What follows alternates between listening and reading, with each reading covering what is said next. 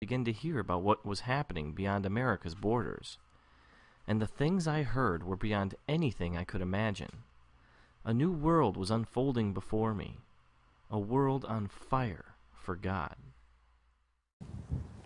One report that's been really well documented is the one of a monk in Myanmar, which used to be called Burma, who died and was dead for 3 days. And they were getting ready to cremate him. It was at the end of the funeral, and suddenly he sat up in his casket. And he said this, I'll read it so I can get the words straight. "It's all a lie. I saw our ancestors burning and being tortured in some kind of fire. I also saw Buddha and many other Buddhist holy men. They're all in a sea of fire. We must listen to the Christians. They're the only ones who know the truth."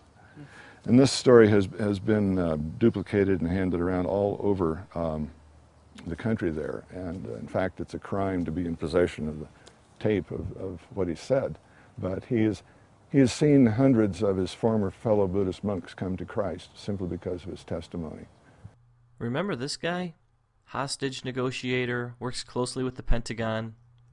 Well, he's also the official Anglican priest over all of Iraq, and he's seen God doing some amazing things there. He also has church services in a few interesting places.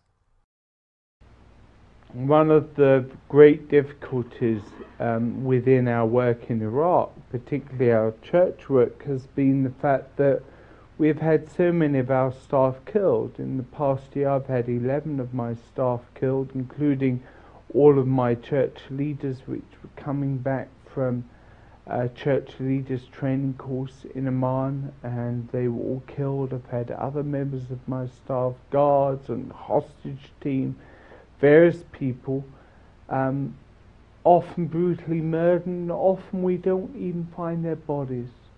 So it's very difficult. Now I am not even allowed to go to my church in Baghdad.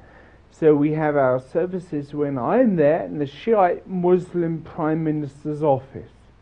I think we're probably the only church in the world that meets in the Shiite Muslim Prime Minister's office.